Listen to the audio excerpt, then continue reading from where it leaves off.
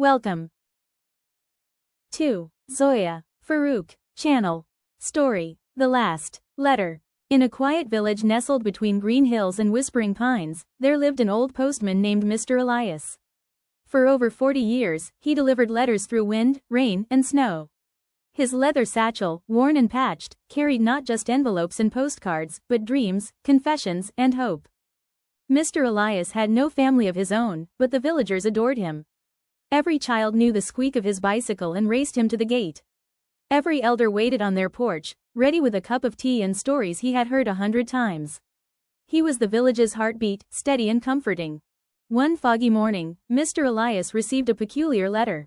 The envelope was a pale blue, sealed with wax, and bore no return address.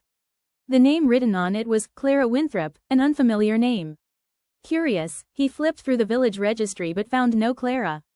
Still, bound by duty and curiosity, he set out to deliver it. He asked the baker, the librarian, even the reclusive blacksmith. No one had heard of Clara Winthrop. Days passed, then weeks. The letter remained in his satchel, unopened. Every evening, he sat by the fire, holding it gently, wondering if it had reached him by mistake, or perhaps fate.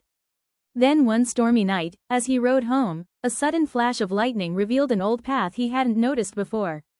It curved into the woods behind the chapel. Something tugged at his heart. Guided by instinct, he followed the trail. It led him to a small, ivy-covered cottage with a rusted gate and broken mailbox. He knocked. After a moment, the door creaked open. An elderly woman with silver hair and soft eyes stood in the doorway. Her expression changed when she saw the letter in his hand. "You found me," she whispered, tears brimming. "Clara Winthrop?" he asked. She nodded, her voice trembling. "I thought no one would ever come." Inside, the cottage smelled of lavender and old books. Clara explained that she had once lived in the village many years ago. She had fallen in love with a young man, an artist, but her family disapproved. They moved her away, far from the hills and the boy she loved. "He used to write," she said, holding a yellowed photograph of a smiling man with paint-stained hands. "Every week, until one day, the letters stopped. I never received the last one." Mr. Elias gently handed her the blue envelope. Her fingers trembled as she broke the wax. She read it slowly, lips quivering. Then she smiled, an aching, beautiful smile. It was him. He waited. "He asked me to meet him here, all those years ago." Silence fell. "I never came back because I thought he had given up." But he hadn't. Mr. Elias looked away, ashamed. "I'm so sorry. I don't know how it was delayed."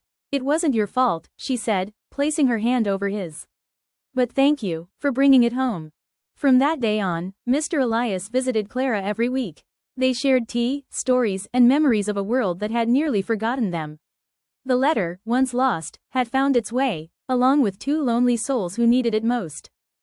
Years later, when Mr. Elias passed away, the villagers built a bench near the chapel, overlooking the hills. They carved into it, "To the postman who delivered more than just mail." And beneath the bench, carefully preserved in glass, was a copy of the pale blue letter, reminding everyone that even the quietest lives can carry the loudest echoes of love. Thanks for watching.